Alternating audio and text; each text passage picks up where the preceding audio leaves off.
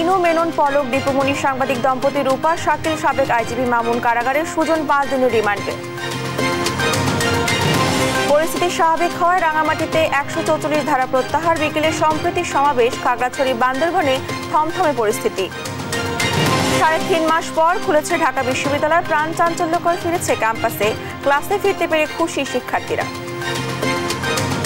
এর আগে যে রাজনীতির ভয়াবহতা আমরা দেখেছি, সেখান থেকে আমরা চাই ক্যাম্পাস ছাত্র রাজনীতি মুক্ত থাকুক। দল ভিত্তিক রাজনীতি, সেটার বদলে যে ছাত্র সংসদ ডাকসুর মাধ্যমে যে রাজনীতি, সেটা হলে আমি মনে করি ছাত্রদের জন্য ভালো হবে। স্বাস্থ্য অধিদপ্তরকে বৃদ্ধাঙ্গুলি দেখিয়ে কার্যক্রমে মিরপুরের আলোক হেলথ কেয়ার 9/6 বুঝিয়ে দায় এড়ানোর চেষ্টা কর্তৃপক্ষের। সম্পত্তি দখল করে সাম্রাজ্য গড়েছেন কুষ্টিয়ার শিল্পপতি নাসির, নিজের সম্পদ ফেরত ও দখলদারের শাস্তি চান ভুক্তভোগীরা। এবং চেন্নাই টেস্টে 280 রানের বড় হার বাংলাদেশের, ভারতের কাছে 12তম পরাজয়, ব্যাটারদের ব্যর্থতা। আমন্ত্রণ সংবাদ দুপুরে, দেখছিলেন শিরোনামগুলো, সঙ্গে আছে আমি ডানা ইসলাম। এবার থাকছে বিস্তারিত। যাত্রাবাড়ী থানার রফিকুল ইসলাম হত্যা মামলায় সাবেক রেলমন্ত্রী নুরুল ইসলাম সুজনের 5 দিনের রিমান্ড মঞ্জুর করেছেন আদালত। রোববার সকালে ঢাকার চিফ মেট্রোপলিটন ম্যাজিস্ট্রেট আদালত এই আদেশ দেন। এর আগে সকালে অপর একটি হত্যা মামলার রিমান্ড শেষে তাকে আদালতে তোলা হয়। এ সময় যাত্রাবাড়ী থানার হত্যা মামলার তদন্ত কর্মকর্তা তার 10 দিনের রিমান্ড আবেদন করেন। পরে শুনানি শেষে আদালতে তার 5 দিনের রিমান্ড মঞ্জুর করেন। গত 17 সেপ্টেম্বর যাত্রাবাড়ী থানার ইমরান হোসেন হত্যা মামলায় নুরুল ইসলাম সুজনকে 3 দিনের রিমান্ড মঞ্জুর করে আদালত। এর আগে 16 সেপ্টেম্বর রাতে শ্যামলীর একটি বেসরকারি হাসপাতাল থেকে তাকে গ্রেফতার করে পুলিশ।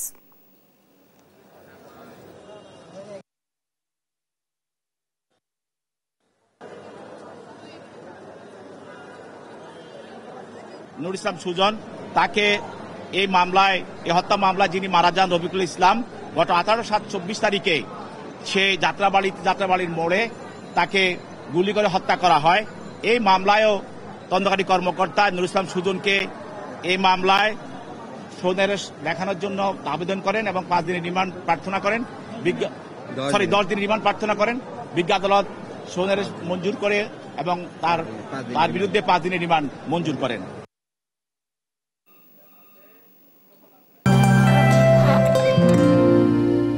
সময় সে তো বয়ে যায়, সময়ের সাথে মিষ্টি এক বন্ধন। এভাবে সময় পাল্টে যায়, কিন্তু ডিপ্লোমা সে একই সাথে একই মানে যুগ যুগ ধরে রয়ে যায়। New Zealand dairy, excellence in quality. দেখছেন সংবাদ দুপুর। রাজধানী তেজগাঁও থানার হত্যা মামলায় সাবেক মন্ত্রী দীপুমণি, জুনায়েদ আহমেদ, পলক সহ 7 জনকে গ্রেফতার দেখানো হয়েছে। রবিবার ঢাকার মেট্রোপলিটন ম্যাজিস্ট্রেট সাদ্দাম হোসেন তাদের গ্রেফতার দেখানোর আবেদন মঞ্জুর করেন। এদের মধ্যে আরও রয়েছেন জাসদের সভাপতি ও সাবেক মন্ত্রী হাসানুল হক ইনু, সাবেক আইজিপি চৌধুরী আবদুল্লাহ আল মামুন, ওয়ার্কার্স পার্টির সভাপতি রাশেদ খান মেননুর সাংবাদিক দম্পতি শাকিল আহমেদ ও ফারজানা রূপা। এদিন আসামি পক্ষের আইনজীবীরা তাদের জামিনের আবেদন করেন।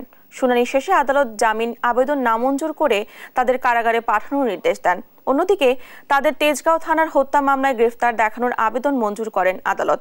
এদিকে সাবেক অতিরিক্ত অ্যাটর্নি জেনারেল ব্যারিস্টার মেহেদী হাসান চৌধুরীকে হত্যা মামলায় গ্রেফতার দেখানো হয়েছে। শুনানি শেষে ঢাকার মেট্রোপলিটন ম্যাজিস্ট্রেট সাদ্দাম হোসেন তাকে কারাগারে পাঠানোর আদেশ দেন আদালত।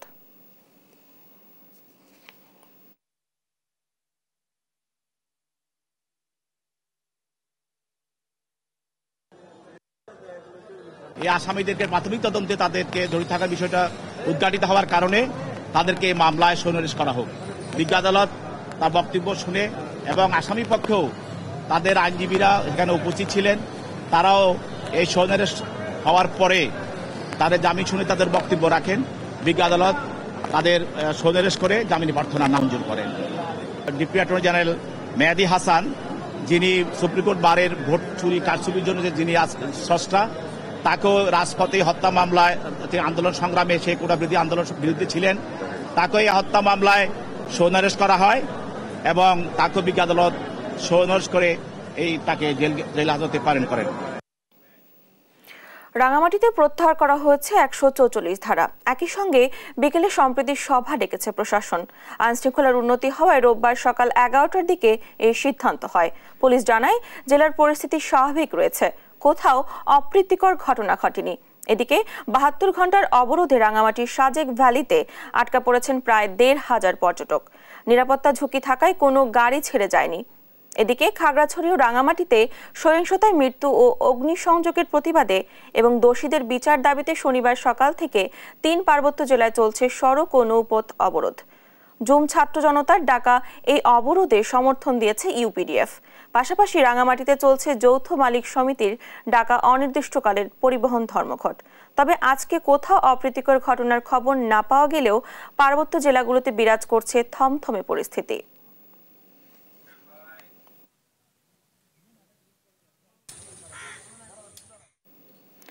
এ নিয়ে আরো জানাতে বান্দরবান থেকে যুক্ত হচ্ছেন সহকর্মী আবুল বাশার নয়ন। নয়ন, কেমন দেখছেন পরিস্থিতি? ৩ জেলার সর্বশেষ কি তথ্য রয়েছে আপনার কাছে, জানাবেন আমাদের। জি, ৩ পার্বত্য জেলায় টানা ৭২ ঘন্টা সড়ক এবং নৌপথ অবরোধের আসলে আজ সকাল ১১টায় রাঙ্গামাটি থেকে যে ১৪৪ ধারা জারি ছিল সেটি প্রত্যাহার করে নেওয়া হয়েছে, সেটি জানিয়েছেন রাঙ্গামাটি জেলা প্রশাসক। আসলে পরিস্থিতি স্বাভাবিক হওয়ায় রাঙ্গামাটি থেকে ১৪৪ ধারা প্রত্যাহার করে নেওয়া হয়েছে। পাশাপাশি খাগড়াছড়িতে যেই চলমান অবরোধ চলছে সেই অবরোধ চলমান রয়েছে।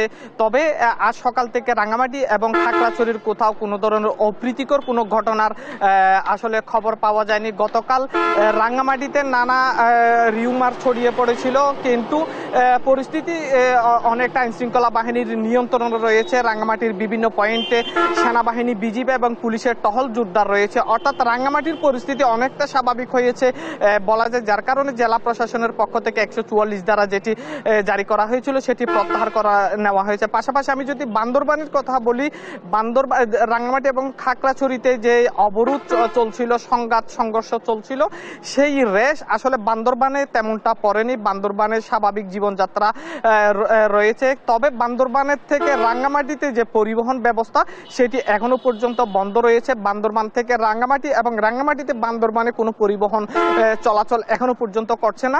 তবে বান্দরবান থেকে কেরানীহাট, চট্টগ্রাম সহ সারা দেশের যে পরিবহনগুলো রয়েছে, পরিবহনগুলো বান্দরবান বাস স্টেশন থেকে ছেড়ে যাচ্ছে। অর্থাৎ বান্দরবানের যে মানুষের জীবনযাত্রা সেটি স্বাভাবিক রয়েছে। খাগড়াছড়ি এবং রাঙ্গামাটির প্রভাব তেমনটা আসলে বান্দরবানে পড়েনি। এই মুহূর্তে বান্দরবান জেলা প্রশাসক কার্যালয়ে জেলা আইন শৃঙ্খলা মিটিং চলছে। আপনি জানেন, গত দুদিন আগে পাহাড়ি এবং বাঙালি নেতৃবৃন্দদের নিয়ে জেলা প্রশাসনের পক্ষ থেকে একটি সমন্বয় সভা করা হয়েছিল, যেখানে রাঙ্গামাটি এবং খাগড়াছড়ির যে সংঘাত সংঘর্ষ, সেই সংঘর্ষের রেশ যাতে বান্দরবানে না পড়ে সেই জন্য জেলা প্রশাসন থেকে আহ্বান করা হয়েছিল পাহাড়ি এবং বাঙালি নেতৃবৃন্দদের। এরপর থেকে আসলে বান্দরবানে কোনো ধরনের সভা সমাবেশ আসলে পক্ষে বিপক্ষে কোনো ধরনের প্রোগ্রাম ছিল না। অর্থাৎ বান্দরবানের জীবনযাত্রা স্বাভাবিক ছিল। পাশাপাশি আমরা রাঙ্গামাটি এবং খাগড়াছড়িতে খবর নিয়েছি, ওখানকার জীবনযাত্রা আসলে ধীরে ধীরে স্বাভাবিক হতে চলছে। পরিস্থিতি আসলে নিয়ন্ত্রণে রাখার জন্য সেনাবাহিনী, বিজিবি, পুলিশ, র্যাব আসলে সার্বক্ষণিক কাজ করে যাচ্ছে, মানুষের জীবনযাত্রা স্বাভাবিক করার জন্য কাজ করে যাচ্ছে। এই ছিল আমার কাছে পার্বত্য জেলার সর্বশেষ। চলে যাচ্ছি স্টুডিওতে। ধন্যবাদ আপনাকে। বান্দরবান থেকে যুক্ত ছিলেন আমাদের সহকর্মী। ১১২ দিন পর ঢাকা বিশ্ববিদ্যালয়ে শিক্ষা কার্যক্রম শুরু হয়েছে। সকাল থেকে বিভিন্ন বিভাগে ক্লাসে যোগ দেন শিক্ষার্থীরা। কলা অনুষদের ডিন অধ্যাপক সিদ্দিকুর রহমান জানান, উপস্থিতি কম থাকলেও দীর্ঘদিন পর তারা ক্লাস শুরু করতে পেরেছেন, এটাই সফলতা। গত ১২ সেপ্টেম্বর বিশ্ববিদ্যালয়ের সিন্ডিকেট সভায় আজ থেকে ক্লাস শুরু করার সিদ্ধান্ত হয়। সিদ্ধান্ত অনুযায়ী ২০২৩-২৪ শিক্ষাবর্ষের আন্ডার গ্রাজুয়েট প্রোগ্রামের প্রথম বর্ষের ক্লাস ৩০ সেপ্টেম্বর থেকে শুরু হবে। শিক্ষকদের পেনশন আন্দোলন ও ছাত্র আন্দোলনের ফলে ১ জুলাই থেকে বন্ধ ছিল ঢাকা বিশ্ববিদ্যালয়ের সব ক্লাস ও পরীক্ষা।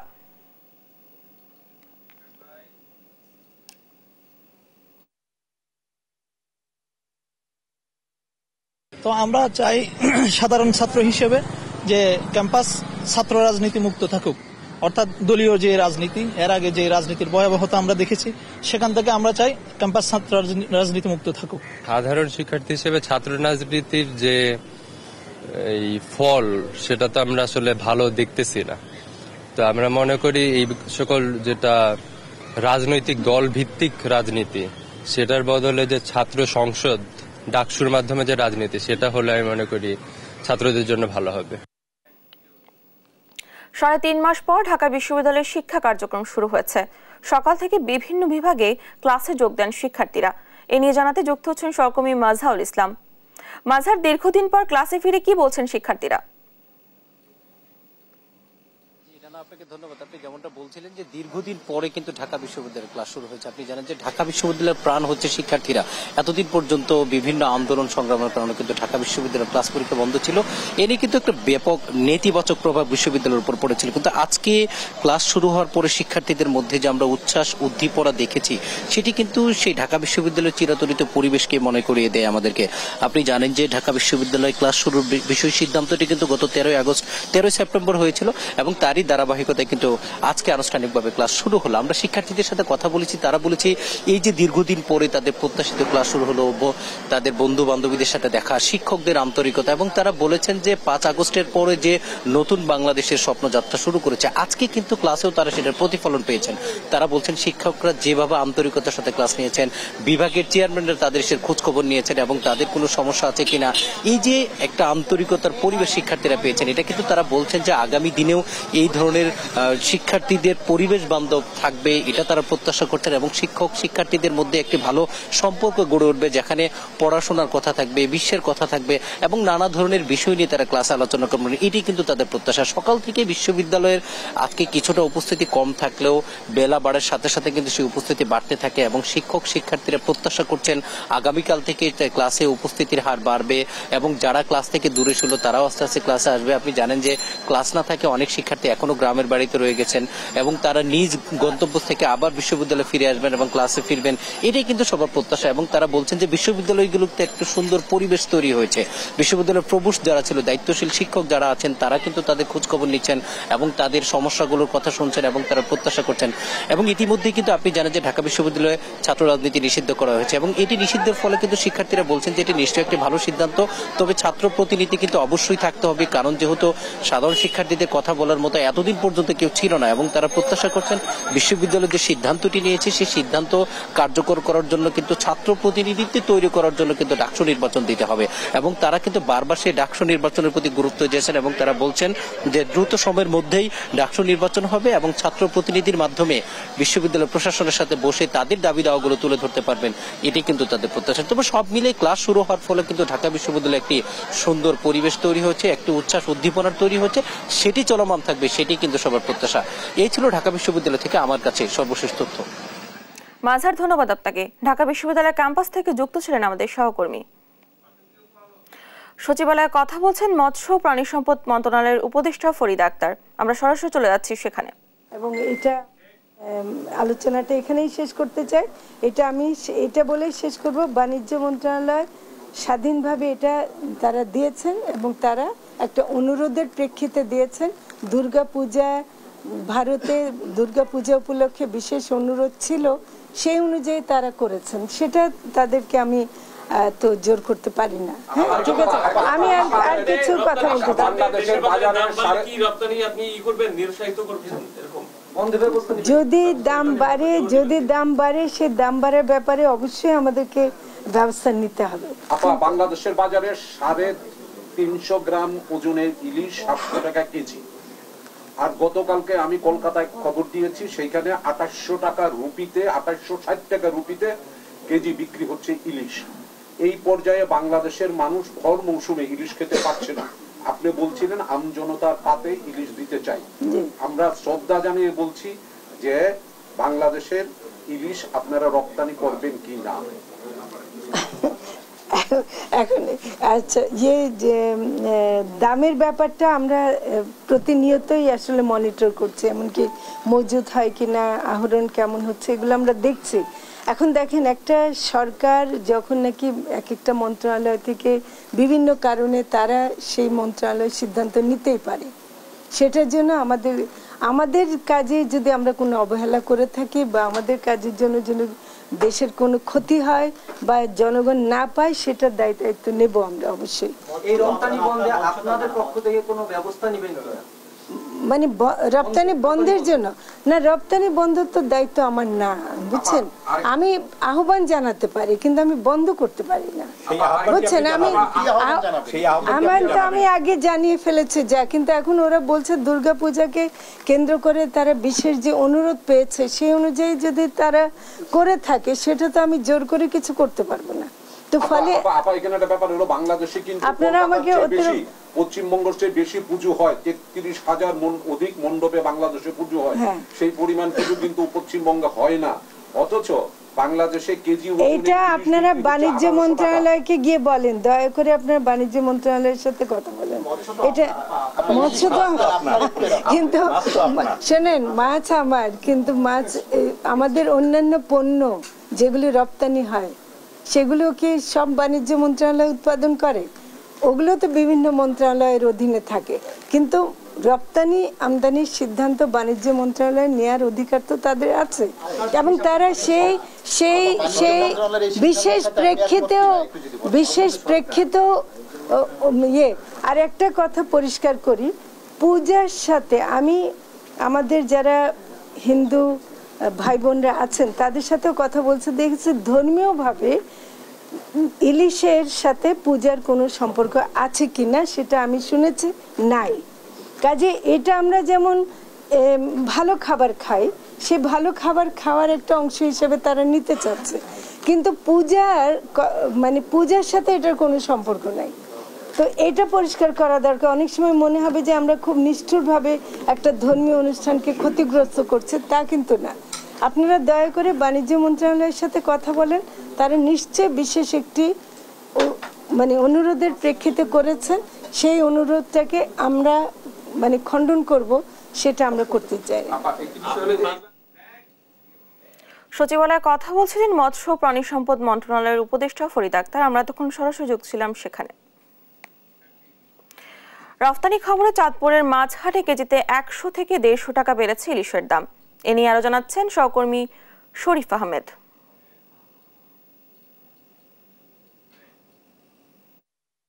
ভারতে ইলিশ পাঠানোর সিদ্ধান্ত নিয়েছে সরকার। এই খবর ছড়িয়ে পড়ার পর কিন্তু দেশের বৃহৎ যে মৎস্য অবতরণ কেন্দ্র চাঁদপুর মাছঘাটে কিন্তু ইলিশের দাম কেজিতে ১ থেকে ১৫০ টাকা বেড়েছে। আমি যদি আপনার মাধ্যমে একটু দর্শকদেরকে দেখাতে চাই, যে ইলিশগুলো গতকালও কেজিতে বিক্রি হয়েছে ১৬০০ থেকে ১৭০০ টাকা, সেটি আজ বেড়ে ১০০ টাকা বেড়ে কিন্তু ১৮০০ টাকা দরে বিক্রি হচ্ছে। আর ৭০০ থেকে ৯০০ গ্রামের যে ইলিশ সেটি বিক্রি হয়েছে ১৪০০ থেকে ১৫০০ টাকা দরে, সেটি আজকে বেড়ে কিন্তু ১৬০০ টাকা দরে বিক্রি হচ্ছে। আর যেই ইলিশগুলো ৬০০ গ্রামের ইলিশ যেটি বিক্রি হয়েছে ১২০০ থেকে ১৩০০ টাকা, সেটির দাম আজকে ১০০ টাকা বেড়ে ১৪০০ টাকা দরে বিক্রি হচ্ছে।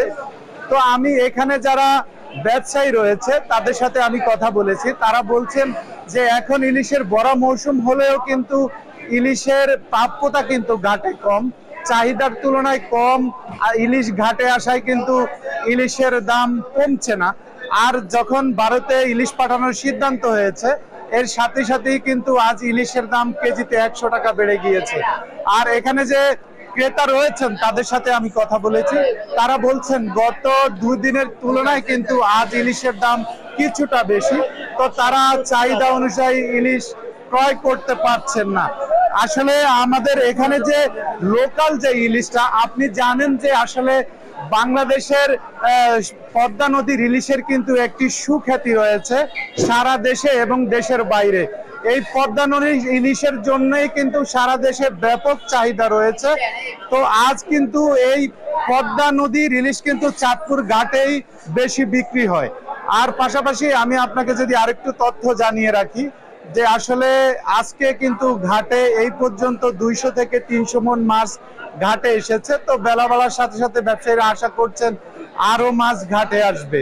তো এই ছিল চাঁদপুর থেকে আমার কাছে সর্বশেষ। চিকিৎসক নয়, নার্স দিয়ে চলে চিকিৎসা, অথচ ছাড়পত্র থাকে চিকিৎসকের স্বাক্ষর।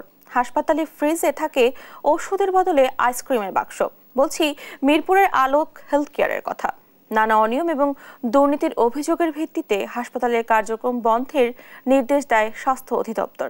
সেই নির্দেশ অমান্য করে চলছে হাসপাতালটি। বিস্তারিত শিউলি রায়ের রিপোর্টে। সেবা নিন, সুস্থ থাকুন, সুস্থ জীবন, সুন্দর পৃথিবী স্লোগানে স্বাস্থ্যসেবা নিশ্চিতের প্রতিশ্রুতি দেয়া মিরপুরের আলোক হেলথ কেয়ারে প্রতারণার অভিযোগ ওঠায় চলতি বছর জুলাইয়ে হাসপাতালটিতে অভিযানে যায় স্বাস্থ্য অধিদপ্তর। এর প্রেক্ষিতে 6টি সুনির্দিষ্ট অভিযোগের ভিত্তিতে আলোক হেলথ কেয়ার হাসপাতালটি সাময়িক বন্ধ রাখতে বলা হয়। অভিযোগের মধ্যে আছে অপারেশনের আগে রোগীর কাছ থেকে কনসেন্ট ফর্মে স্বাক্ষর না নেওয়ার মতো ঘটনাও, এমনকি অপারেশন থিয়েটারে নেওয়ার আগে প্রি অ্যানেস্থেসিয়া চেকআপ না করার মতো প্রাণঘাতী কাজও করেছে হাসপাতাল কর্তৃপক্ষ। মাইক্রোবায়োলজি রিপোর্টেও হাসপাতালটি বানিয়ে নিত টেকনিশিয়ানদের দিয়ে, সেখানে ব্যবহার করা হতো চিকিৎসকের স্ক্যান করা স্বাক্ষর। এমন সব গুরুতর অভিযোগের পর বন্ধ হওয়া হাসপাতাল স্বাস্থ্য অধিদপ্তরের নির্দেশনা ছাড়া কিভাবে কার্যক্রমে ফেরে এমন প্রশ্নের উত্তরে স্বাস্থ্য অধিদপ্তরের পরিচালক বলেন, হাসপাতালটি আবেদন করলেও বিবেচনার আগেই তারা কার্যক্রমে ফিরেছে। এই নিয়ে হাসপাতালটির মালিককে তলব করা হয়েছে বলেও জানান তিনি। আলোক হাসপাতালটা আসলে অভিযোগের প্রেক্ষিতে পরিদর্শন করেছিলাম। পরিদর্শনকালে বেশ কিছু তাদের অসঙ্গতি আমরা পেয়েছিলাম, সেগুলোর প্রেক্ষিতে আমাদের বিধি বলে তাদের কার্যক্রম বন্ধ করা হয়েছিল। আদেশ তো এখনো উইথড্র হয়নি। পরে তো ওনারা একটা আবেদন দিয়েছে আমাদের কাছে, যেটা বিবেচনা করার জন্য। তা আমরা বলেছি যে এটার যে মালিক যিনি আছেন দায়িত্বপ্রাপ্ত ব্যক্তি, তাকে আমরা আসতে বলেছি। এমনকি টাঙ্গাইলে আলোক হেলথ কেয়ারের আরেকটি শাখার থাকার বিষয়েও অবগত নন বলে জানান পরিচালক। ওদের হাসপাতাল তো বোধহয় একটাই, টাঙ্গাইলে একটা আছে। এই তথ্য আমি জানতাম না, আমি এটা দেখবো। টাঙ্গাইলে যদি থেকে থাকে এটা আমি অবশ্যই দেখবো। যদিও এমন বিষয়ের ব্যাপারে আত্মপক্ষ সমর্থন করে আলোক হসপিটালের কর্তৃপক্ষ ছাত্র আন্দোলনের অজুহাত দেন। ছাত্র আন্দোলনের কারণে আমরা আসলে পরে আবার খুলতে বাধ্য হই, কারণ না হলে ধরেন 4-5 দিন হবে এরকম। হ্যাঁ, তো যাই হোক, ভর্তি কার্যক্রম বন্ধ ছিল। শুধু তাই নয়, স্বাস্থ্য অধিদপ্তরে সরজমিনে যাওয়া অভিযোগগুলোকেও ভিত্তিহীন ও উদ্দেশ্য প্রণীত বলে দাবি করেন হাসপাতালটির ম্যানেজার। এটা ডিজি হেলথ টু দি পয়েন্টে বললে হয়তো আমি আপনাকে একটু সাপোর্ট দিতে পারতাম, কিন্তু যেহেতু আমি বুঝতে পারতেছি না, আমার কিছু বলার নেই এই জায়গায়। রাষ্ট্রীয় নির্দেশনা অমান্য করে চিকিৎসা নিয়ে এমন কার্যক্রম জনসাধারণকে মৃত্যুর দিকে ঠেলে দেওয়ারই নামান্তর বলছেন সংশ্লিষ্টরা। শিউলি রায়, দেশ টিভি, ঢাকা।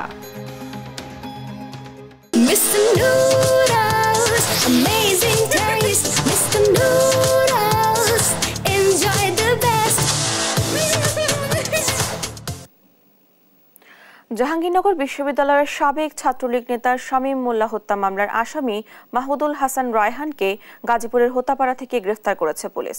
রোববার সকালে আশুলিয়া থানার অফিসার ইনচার্জ বিষয়টি নিশ্চিত করেন। তিনি জানান, ঘটনার পর থেকে গা ঢাকা দেয় রায়হান। গাজীপুরের হোতাপাড়া তার এক আত্মীয়র বাড়িতে আত্মগোপনে ছিল। তথ্য প্রযুক্তির সহায়তায় তাকে গ্রেফতার করা হয়। পরে তাকে 7 দিনের রিমান্ড চেয়ে আদালতে পাঠানোর কথা রয়েছে।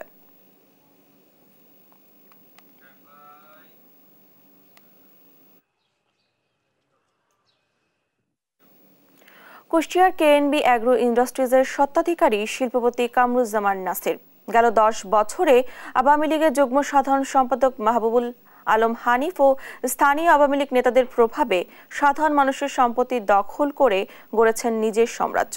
তার ক্ষমতার কাছে যেন সবাই অসহায়। সম্প্রতি শেখ হাসিনা সরকারের পতন হলেও এখনো বহাল তবিয়তেই আছেন শিল্পপতি নাসির। দখল করা সম্পত্তি ফেরত সহ তার শাস্তি দাবি করছেন ভুক্তভোগীরা। ইরফান রানার ক্যামেরায় কুষ্টিয়া থেকে নাহিদ হাসান তিতাসের রিপোর্ট। এভাবেই 2019 সালে কুষ্টিয়ার বটতল এলাকায় কেএনবি অ্যাগ্রো ইন্ডাস্ট্রিজের সামনে অবস্থিত রাকিবুল ইসলামের 2 তলা বিশিষ্ট মার্কেট ক্ষমতার প্রভাবে ভেঙে গুড়িয়ে দেয় শিল্পপতি কামরুজ্জামান নাসির। পরে সেই সম্পত্তি অবৈধভাবে জবরদখল করে প্রসার ঘটান তার শিল্প প্রতিষ্ঠান কেএনবি। বৈধ মালিকানার সকল কাগজপত্র থাকা সত্ত্বেও নাসিরের কালো থাবা থেকে মালিক রাকিবুল ইসলাম রক্ষা করতে পারেনি তার সম্পত্তি। শেষ সম্বলটুকু হারিয়ে শোকে 2020 সালে মারা যান তিনি। শিল্পপতি নাসিরের অবৈধ দখলের হাত থেকে নিজেদের সম্পত্তি ফেরত পেতে এখনো দাঁড়ে দাঁড়ে ঘুরছেন ভুক্তভোগী রাকিবুলের পরিবার। আমার জমিটা সম্পূর্ণ আরএস এসিয়া খতিয়ান সবকিছু সব ঠিক আছে, কিন্তু আমি খাজনা দিয়ে আসি পর্যন্ত 19 সালে কেএনবি নাসির আমার জায়গাটা ভাঙচুর করে। এটা করছে সম্পূর্ণ হাজী রবিউল আর কেএনবি নাসির। উনি হচ্ছে তাদের যোগ সাদস্যে জিনিসটা ভেঙে তাদের কেএনবি নাসিরকে জমিটা দিয়ে দিয়েছে জেলা পরিষদ। শুধু রাকিবুলই নয়, এই শিল্পপতি কামরুজ্জামান নাসির গত 10 বছরে আওয়ামী লীগের যুগ্ম সাধারণ সম্পাদক মাহবুবুল আলম হানিফ ও স্থানীয় আওয়ামী লীগ নেতাদের প্রভাবে অনেক সাধারণ মানুষের সম্পত্তি করেছেন জবরদখল, গড়েছেন নিজের সাম্রাজ্য। এই দখলবাজের হাত থেকে দখলকৃত সম্পত্তি ফেরত সহ তার বিরুদ্ধে ব্যবস্থা চাই ভুক্তভোগীরা। আসলে ওরা এইভাবে জমি করে, যেটা আওয়ামী লীগের ক্ষমতায় ছিল, হানিফ সাহেব ছিল, আতা ছিল, এদের সাথে করে নিয়ে এরকম জমি জবরদখল করছে, আশেপাশে অনেকেরই করছে। আমরা চাই যারা এই সমস্ত দখলদারিত্বের সঙ্গে জড়িত আছে এবং বিভিন্ন অপকর্মের সঙ্গে জড়িত আছে, এদেরকে দ্রুত আইনের আওতায় এনে এদেরকে বিচার করা হোক। তবে এ বিষয়ে অভিযুক্ত শিল্পপতি কামরুজ্জামান নাসিরের দাবি, এ ধরনের অভিযোগ সম্পূর্ণ মিথ্যা ও ভিত্তিহীন। তাকে হেয় প্রতিপন্ন করতেই করা হচ্ছে এসব ষড়যন্ত্র। এখানে যে অভিযোগ করেছে, অভিযোগটা একেবারে ভিত্তিহীন, যা শুধু আমার ভাবমূর্তি ক্ষুণ্ণ করার জন্য এটা করেছে। এ ব্যাপারে আপনারা আমার কাগজপত্রও দেখতে পারেন, আবার পুলিশ যে রিপোর্ট তারা তদন্ত করেছে তাদেরকেও জিজ্ঞাসা করতে পারেন। একেবারেই বানোয়াট, মিথ্যা, ভিত্তিহীন। স্বৈরাচার শেখ হাসিনা সরকার পতনের পর আবারও আশায় বুক বাঁধতে শুরু করেছে ভুক্তভোগীরা। আইনের আওতায় আসবে অবৈধ দখলদার শিল্পপতি নাসির, ভুক্তভোগীরা ফিরে পাবে নিজেদের সম্পত্তি, এমনটাই প্রত্যাশা সবার। নাহিদ হাসান তিতাস, দেশ টিভি, কুষ্টিয়া।